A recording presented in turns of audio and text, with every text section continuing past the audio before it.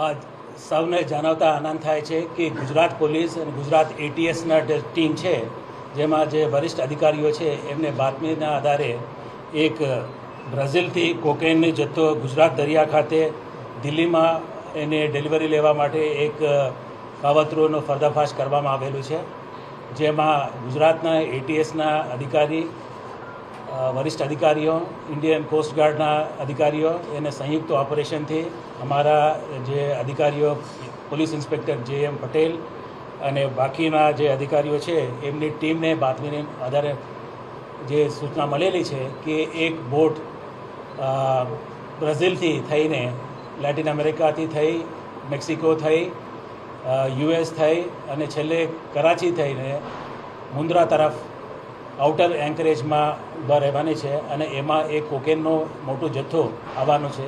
એ માહિતીના આધારે એટીએસના જે સુપરિન્ટેન્ડન્ટ ઓફ પોલીસ કે સિદ્ધાર્થ અને એમને તાબા હેઠળના જે ઇન્સ્પેક્ટર અધિકારીઓ અને કર્મચારીઓ તુરંત 25મીના રાતે એ લોકોએ ત્યાંથી રવાના થઈ અને મુન્દ્રા ખાતે એ લોકોએ પોઝિશન લીધેલા છે અને વહેલી સવારે 26 તારીખે એ યુરોપ કરીને નામનો બોટનું ઇન્ટરસેપ્ટ ત્યાં આઉટર એન્કરેજ ઉપર ઊભા હતા.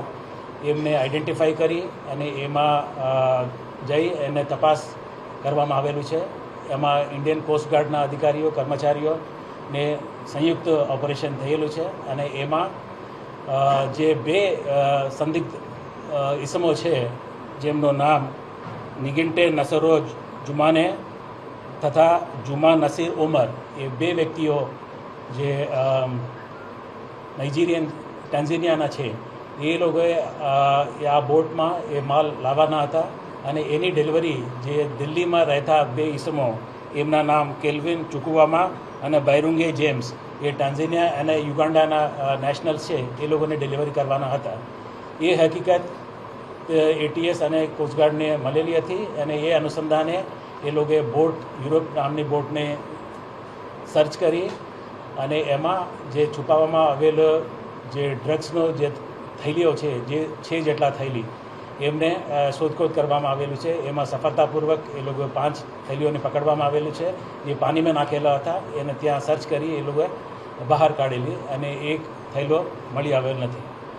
અને જે થેલીઓમાં જે વસ્તુઓ મળી છે એમની પૃથ્થકરણ કરવામાં આવેલી છે. એમાં પ્રાથમિક દૃષ્ટિએ કોકેન હોવાનું જાણકારી મળેલું છે અને એ અનુસંધાને લગભગ 115 જેટલા પેકેટો રિકવર કરવામાં આવેલી છે. એની કુલ વજન 118 કિલો જેટલા છે અને એની કિંમત દરેક સ્ટ્રીટ વેલ્યુ જે કોકેનનું છે 1 કિલોનો 10 કરોડ રૂપિયા જેટલું છે. અને આટલી મોટી જથ્થામાં એ કોકેનનો એ ગુજરાત એટીએસ અને ઇન્ડિયન કોસ્ટગાર્ડને સંયુક્ત ઓપરેશનથી અમારા અધિકારીઓ, કર્મચારીઓ તન-મનથી મહેનત કરી અને જે ડિલિવરી દિલ્હીમાં કરવાના હતા એને ઇન્ટરસેપ્ટ કરી અને પોર્ટ ઓથોરિટીઝના આઉટર એન્કરેજ ઉપર અને પોર્ટ ઓથોરિટીઝના મદદથી પણ એ લોકોએ એ સફળતાપૂર્વક એ પર્દાફાશ કરવામાં આવેલું છે. સર, આ માલ લોડિંગ ક્યાંથી કરવામાં આવ્યો? એ બ્રાઝિલથી કરવામાં આવેલું છે. બ્રાઝિલ. સાહેબ, આ પ્રથમ વખતે ડિલિવરી માટે આવ્યા હતા કે અન્ય અગાઉ ત્યારે આવી ચૂક્યા છે કે કેમ?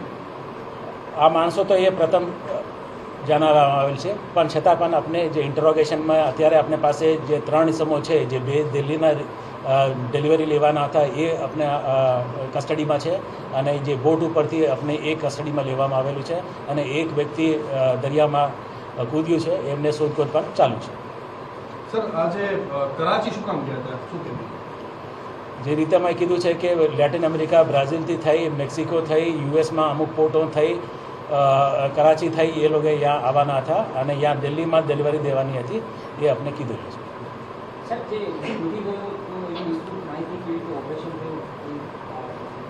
એને શોધખોળ ચાલુ છે. એ બેસિકલી એ સ્ટીમ મોટર રૂમમાં એક કર્મચારી છે, એ ત્યાં કોકેનનો જથ્થો સંતાડેલા હતા અને એ પોલીસ અને કોસ્ટગાર્ડની જોઈ એ દરિયામાં કૂદી ગયો છે. એને શોધખોળ આપણે ચાલુ છે અને ઇન્ટરોગેશન જે આવશે એ આપણે બતાવશે. દિલ્હીથી આગળ ક્યાં જવાનું હતું?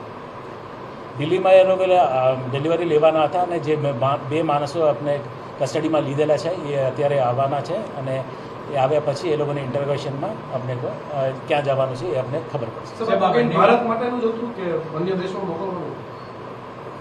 જે ડિલિવરી લેવાના હતા એ લોકોને ઇન્ટરોગેશન થાય તે પછી એ ક્યાં જવાનું હતું એ અમને ખબર પડશે. સાહેબ, આ દિલ્હીમાં જે બે વ્યક્તિ રહે છે એ કેટલા સમયથી ત્યાં રહેતા હતા, કઈ રીતે રહેતા હતા, એનું બેકગ્રાઉન્ડ શું કંઈ જાણવા મળ્યું છે? એ દિલ્હીમાં એ દ્વારકા વિસ્તારમાં રહેતા હતા અને વધુ માહિતી આપણે ઇન્ટરોગેશન પછી જ આપણે ખબર પડશે.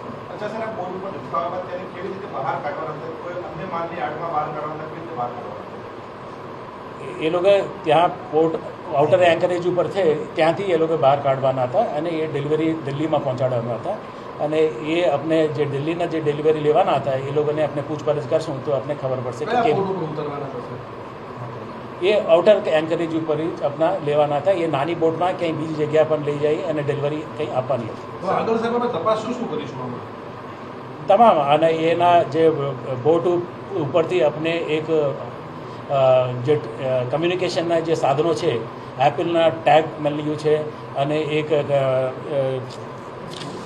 જે કમ્યુનિકેશન સેટેલાઇટ ફોનનો પણ આપણે અમુક વસ્તુઓ મળેલી છે એ પણ બધી આપણે એન્ક્રિપ્ટથી ડિક્રિપ્ટ કરશું તો આના ઉપરથી આપણે ખબર પડશે કે ક્યાં કોને સાથે એ સંપર્કમાં હતા, ક્યાં જવાનું હતું, કોને સાથે વાતચીત કરી, ક્યાં ડિલિવરી આપવાનું હતું, એ બધું આપણે ઇન્ટ્રોગેશનમાં અને ઇન્વેસ્ટિગેશનમાં ખબર પડશે. મુખ્ય આરોપી કોણ કહી શકાય છે? આપણી પ્રાથમિક તપાસમાં કંઈ જાણવા મળે છે? મુખ્ય આરોપી કોણ? મુખ્ય આરોપી એ છે કે જે લાવ્યું છે અને જેને આપવાનું હતું એ અત્યારે મુખ્ય આરોપી છે અને પછી ઇન્ટ્રોગેશનમાં આપણે ખબર પડશે. આ ગેંગનું કંઈ નામ છે? ખબર છે? ઇન્ટરનેશનલ ગેંગનું કંઈ નામ? અત્યારે કંઈ નામ નથી. Is this a cargo ship and which flag was it flying? A cargo ship અને સાયપ્રસની ફ્લેગનું હતું. हिंदी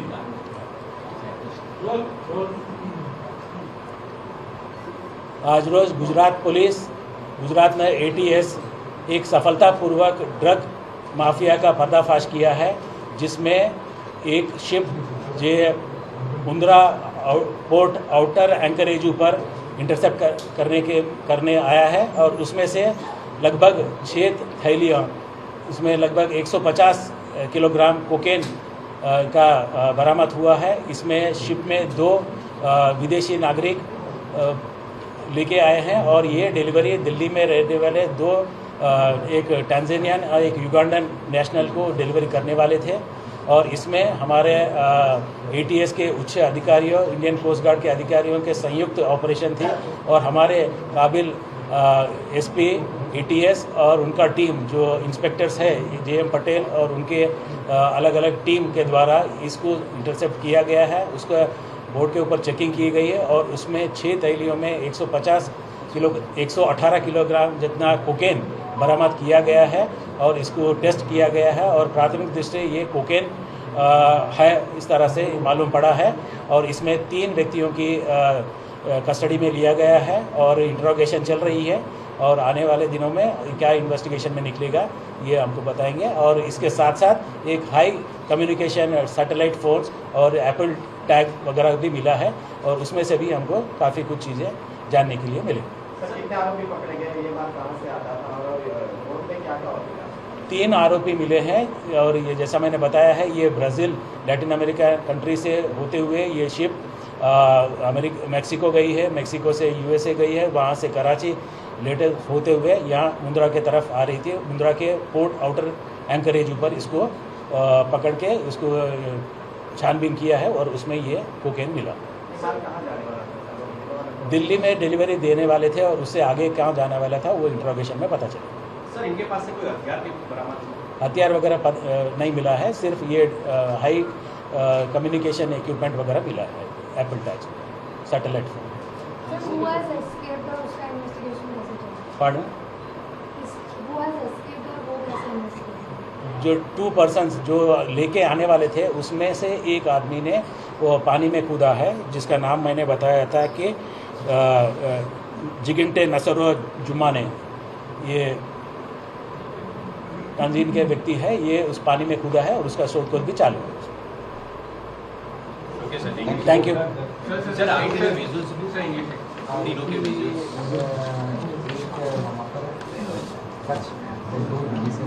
तो आ रहे हैं. સર, Consignment of સર, ખાલી ક્યાં કરાવ્યું છે?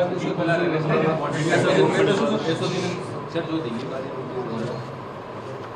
There has been a huge catch by the Gujarat Police and Gujarat ATS. A successful operation has been conducted with a pinpointed information from the agencies, and the joint operation by Gujarat ATS and the Indian Coast Guard has been done on the outer anchorage of the Mundra port, wherein 3 foreign nationals have been arrested, and further investigation is going on.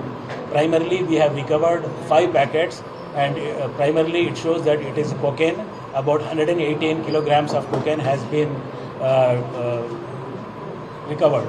So from where this consignment was coming and where it was to be delivered? This ship was coming from Brazil, Latin America. It was coming via Mexico, US, and lately from the Karachi port. are there any associate in the We are doing investigation, and let's see how things develop.